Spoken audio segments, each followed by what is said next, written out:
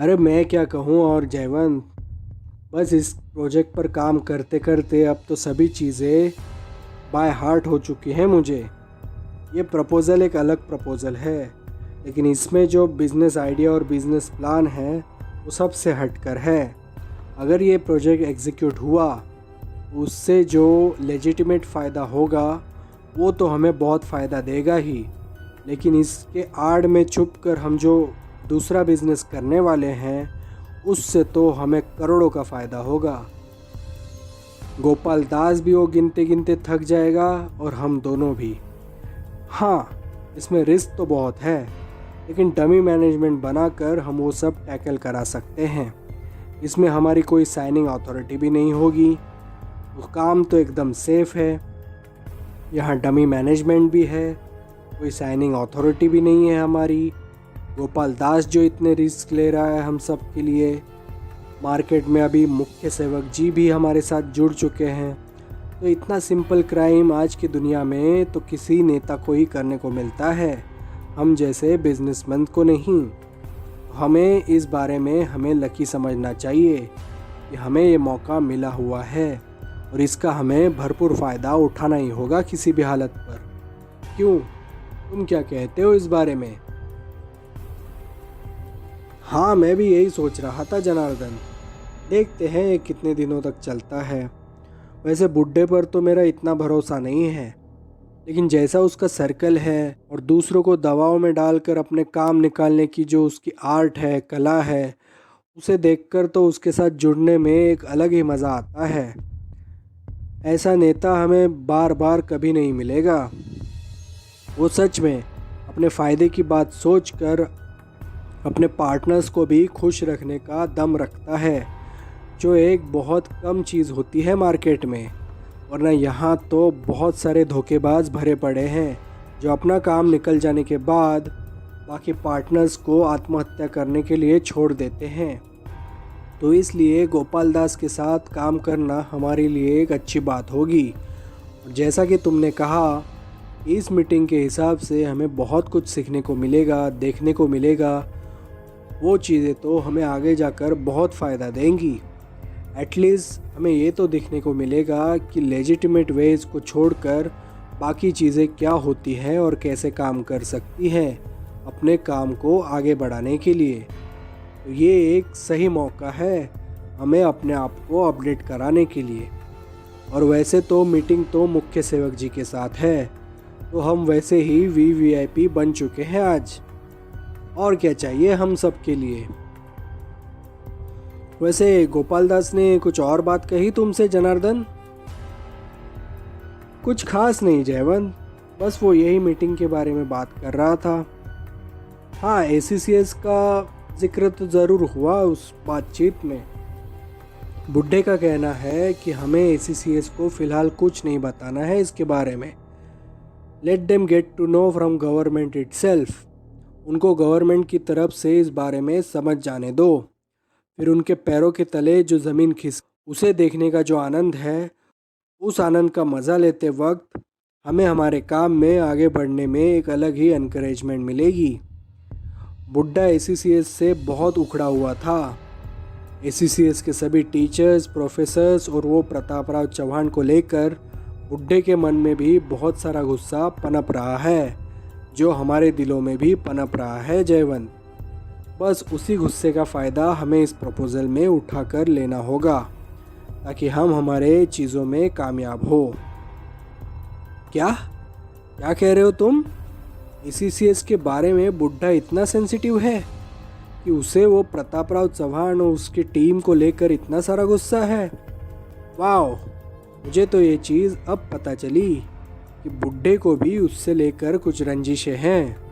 वरना मैं तो यही सोच रहा था कि अब तक तो हम दोनों ही उस तालाब में छलांग मार मार कर डूबते डुबाते इतने परेशान हैं।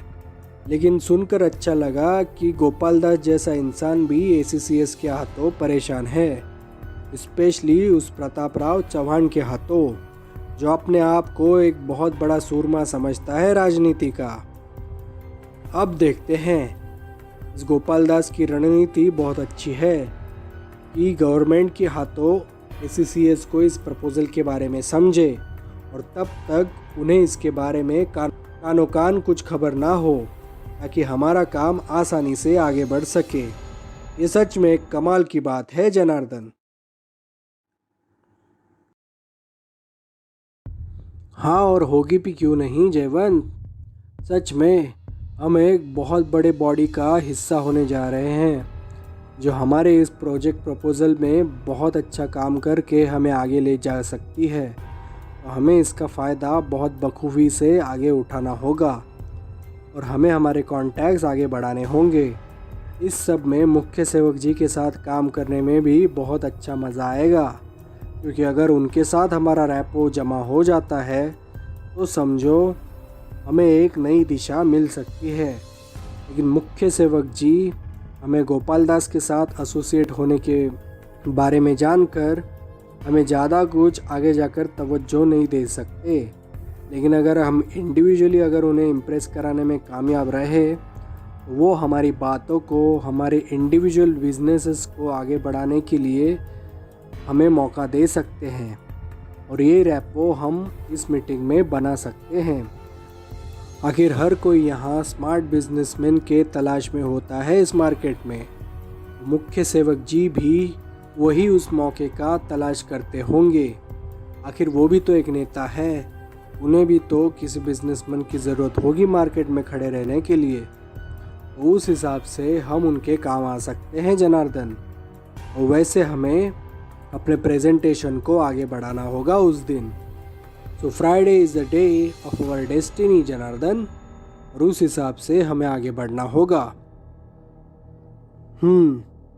सच कह रहे हो तुम जयवंत, ये बात तो एकदम लाजमी है हमारे लिए और हमें ऐसा करना भी चाहिए। हमारे कॉन्टैक्ट जितने तेज़ी से आगे बढ़ेंगे उतना ही फ़ायदा हमें आगे जाकर होगा। और अगर समझो कि हमारे प्रेजेंटेशन से इम्प्रेस होकर अगर मुख्य सेवक जी की नज़र हमारे ऊपर पड़ी, तो सोचो हमें कितना फ़ायदा हो सकता है। गोपाल दास के काम एक तरफ और मुख्य सेवक जी के बाकी के काम एक तरफ, और हमारा मुनाफा दूसरी तरफ। सोचो कितना ज़्यादा फ़ायदा है इस धंधे में, सिर्फ एक नेटवर्क को सही राह में आगे दिशा देने के हिसाब से। तो ये मौका हमें छोड़ना नहीं चाहिए। हमें इस फ्राइडे की मीटिंग को हमारे पर्सनल बेनिफिट्स के लिए आगे के रास्ते चुनने के लिए काम में लाना चाहिए, ताकि हम हमारे कामों में आगे बढ़ सके। क्यों, तुम्हें क्या लगता है जयवंत? हाँ, बात तो एकदम सही की तुमने। ठीक है, तो मुझे फाइनल टाइमिंग कल तक बता देना बुड्ढे से समझकर, और फिर फ्राइडे को मिलते हैं, साथ में ही चलते हैं गोपाल दास के साथ। फिर तीनों मिलकर मुख्य सेवक जी के घर वो प्रेजेंटेशन दे देंगे और देखते हैं क्या होता है आगे जाकर।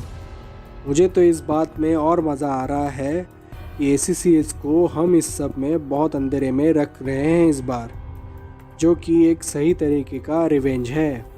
उनकी अकड़ और उनकी घमंड तो टूटनी ही चाहिए इस हिसाब से। हर बार उनका वो ACCS के भले के बारे में सोचना हम जैसे बिजनेसमैन के लिए गवारा नहीं होता।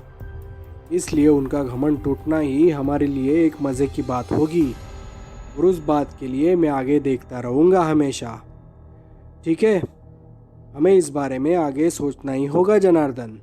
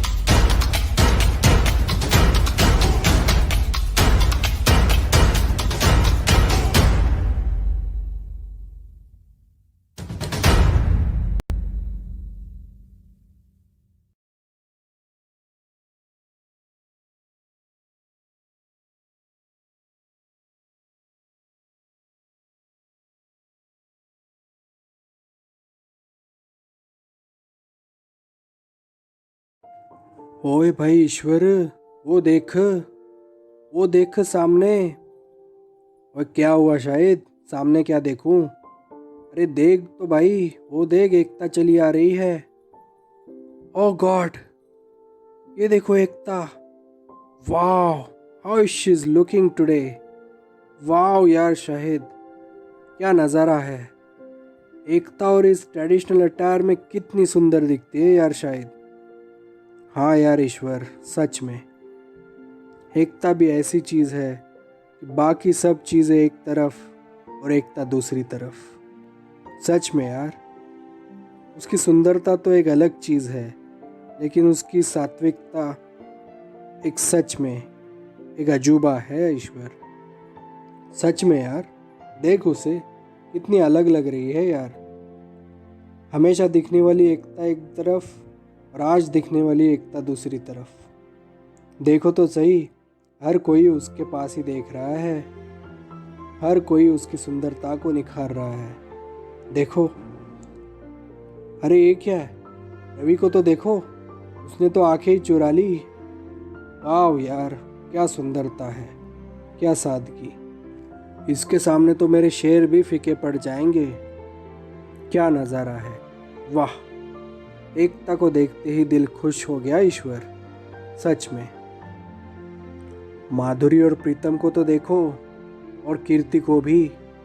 हर कोई अपना अपना अंदाज भूल गया है और हर कोई एकता को ही देख रहा है। उसका अंदाज तो देखो, उसकी चाल तो देखो। सादगी क्या होती है ये एकता के पास देखने के बाद पता चलता है शायद। देखो, इतना मॉडर्न लुक होकर भी ट्रेडिशनल डे के दिन उस अटायर में वो कितनी निराली लग रही है। सच में यार शाहिद, क्या अंदाज है एकता का। अरे वो देखो सीनियर्स की बैच को, वो भी अपने अपने क्लास की लड़कियों को छोड़ के एकता को देख रहे हैं, लेकिन उन्हें भी पता है ये तो बस एकता का अंदाज है। वो उसे जाकर उसके अंदाज को छू नहीं सकते, क्योंकि एकता तो भाई सिर्फ रविराज की है। लेकिन रविराज को तो देखो, दूरियां बनाने के चक्कर में वो इतना भी नहीं सोच सकता कि वो अभी भी उसका है। और एकता की आंखें तो देखो, उसकी आंखें तो सिर्फ रविराज पर ही टिकी हुई हैं, और उसकी आंखें हटा लेने के बाद वो समझ चुकी है कि उसका अंदाज उसकी आंखों में कैद हो चुका है। वाह शाहिद वाह, इस पर तो एक बहुत ही अच्छी शायरी बन सकती है। लेकिन आज के दिन एकता ही एकता है, उसके सामने तो कोई भी शायरी टिक ही नहीं सकती शाहिद। सच में। हाँ यार ईश्वर, मैं तो बस उसकी सुंदरता के जाल में इतना फंस चुका हूँ कि मेरी शायरी भी भूल चुका हूँ। उसको सिर्फ देखते रहने का ही मन हो चल रहा है मेरा। वाह, एकता तो बस एकता ही है, उसका अंदाज ही निराला है ईश्वर। सच में, हम लकी है कि हमारी ज़िंदगी में एकता है, और उसे देखकर हम बहुत सारी चीज़ें देख सकते हैं, सीख सकते हैं, अंदाज़ा ले सकते हैं। सच में बहुत लकी है हम। अरे माधुरी, प्रीतम और कीर्ति को तो देखो, वो सब तो भूल ही गई उनके खुद के अंदाज को। वो तो अभी भी एकता को ही देख रहे हैं। इससे पता चलता है कि एकता का अंदाज क्या है। वो तो सबसे हटके है, सबसे निराला। देखो माधुरी की तो नज़र हट ही नहीं रही। प्रीतम और कीर्ति भी देख रही हैं दोनों की तरफ। दोनों राइवल है, लेकिन माधुरी की नज़र से एकता की तारीफ ही बयां हो रही है शायद।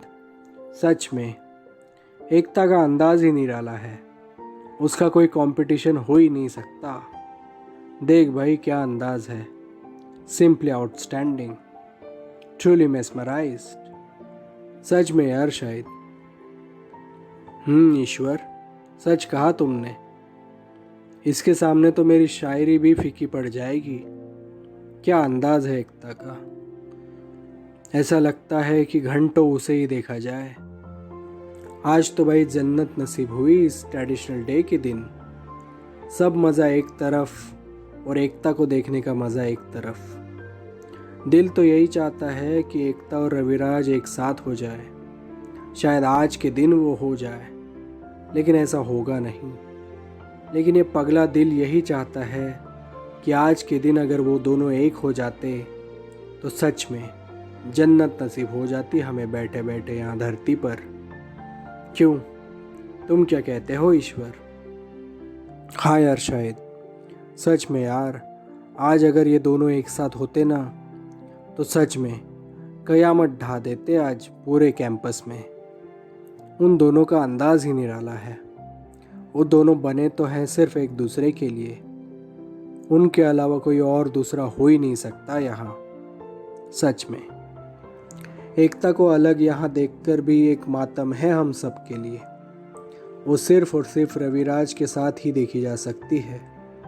इसके अलावा और कुछ भी नहीं हो सकता। सच में यार, वो दोनों अलग हैं। ये सब एक जहन्नुम की तरह लग रहा है आज। काश वो दोनों एक साथ होते तो उन्हें देखकर, सिर्फ उन्हें देखकर, सिर्फ और सिर्फ उन्हें देखकर हम हमारी ज़िंदगी जी लेते शाहिद। सच में यार, हम एक बहुत बड़ा लाइफ का पहलू खो रहे हैं इस दिन। काश वो दोनों एक साथ होते और काश हम उन्हें ऐसे ही नॉन स्टॉप देखा करते तो सच में जन्नत नसीब हो जाती सबको। लेकिन क्या पता यार किसको इनकी नज़र लगी और ये ऐसे दूरियां बनाकर बैठे हुए हैं। एकता को तो देखो, वो तो अब भी रविराज के पास देख रही है, लेकिन रविराज नज़रें चुरा रहा है। उसकी तो भाई फटी पड़ी है एकता के इस निराले अंदाज को देखकर। उसके पास ना देखकर भी वो उसकी तारीफ ही तो कर रहा है। और यहाँ एकता ये सब जानती है, सब पहचानती है। अब तो कीर्ति और प्रीतम भी तो एकता के इस जाल में फंस चुके हैं माधुरी की तरह। माधुरी की तो देखो नजरें ही नहीं हट रही, तो अब प्रीतम और कीर्ति की भी। हर कोई अपना अपना अंदाज भूल के एकता को ही देख रहा है और एकता एक शेरनी की तरह सबसे रास्ता निकाल कर अपने खुद के रास्ते पर चल रही है। हर कोई अपना रास्ता भूलकर एकता के रास्ते पर नज़रें टिकाए बैठा हुआ है। यही तो उसकी यूनिकनेस की तारीफ है। एकता बस एकता ही है, उसके जैसा और कोई नहीं। इसलिए तो लगता है हमें कि रविराज और उसके बीच में सुलह हो जाए और वो फिर से एक साथ होकर हम सबको जन्नत की सैर करा कर लाए। बस यही एक दिल की दुआ है, बस यही एक जन्नत की आस है, बस यही एक रब के पास गुहार है, रब के पास गुहार है।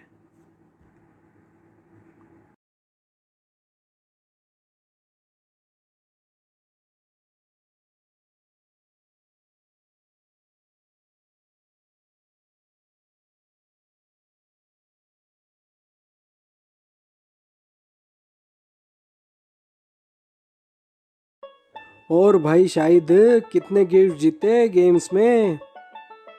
भाई ईश्वर, मुझे तो सिर्फ एक ही गिफ्ट मिला इतने सारे गेम्स खेलने के बाद। तुम्हें कितने मिले? ओए भाई शाहिद, मुझे तो 2 मिले, लेकिन ये तो देखो, ये साले कमीने रवि, माधुरी, कीर्ति 4-4 गिफ्ट्स मार कर खड़े हैं वहाँ। वो देखो, अवधूत भी वहाँ पे 3 गिफ्ट्स हाथ में लेकर खड़ा है। क्या मज़े हैं इन सब के।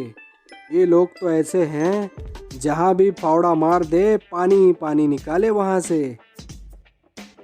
अरे भाई ईश्वर, पानी नहीं तेल बोलो, तेल। ये लोग जहाँ भी फावड़ा मारेंगे तेल ही निकालेंगे, वो भी करोड़ों का।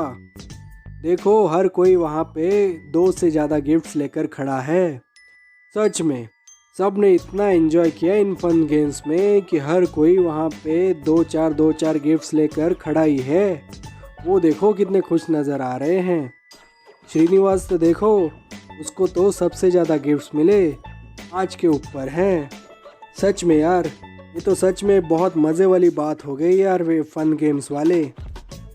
मुझे तो पहले पता होता तो पहले से ही प्रिपेयर होके आ जाता मैं, और 2 से 3 और 3 से 4 गिफ्ट्स तो मैं आराम से मार ही देता ईश्वर। क्यों, तुम्हें क्या लगता है? हाँ भाई शाहिद, हम जब भी कभी कम गिरते हैं तो प्रिपरेशंस में ही कम गिरते हैं। ये इम्प्रोवाइजेशन वाली चीज़ तो हमें आती है, लेकिन कुछ चीज़ें ऐसी हैं जिसके लिए हमें प्रिपरेशन करनी ही पड़ती है। ये फ़न गेम्स भी तो ऐसे हैं, और हमारा जैसे नेचर है उस हिसाब से ऐसे चीज़ों के लिए हमें थोड़ी प्रिपरेशन तो लगती है। लेकिन फिर भी यार, कम से कम एक गिफ्ट तो हम जीत सके, वो भी एक बड़ी बात है हम दोनों के लिए। वो देखो कुमार और चेतन, उनके पास भी तो 2-2 गिफ्ट्स है। चलो मिलते हैं सबसे। शायद अब दिन ख़त्म होने को आ रहा है, देखते हैं। आगे पार्टी में भी तो जाना है, ज़्यादा एनर्जी वेस्ट करना भी अच्छा नहीं होगा हम सब के लिए। सबसे हमें बात करनी होगी अभी। चलो चलते हैं वहाँ।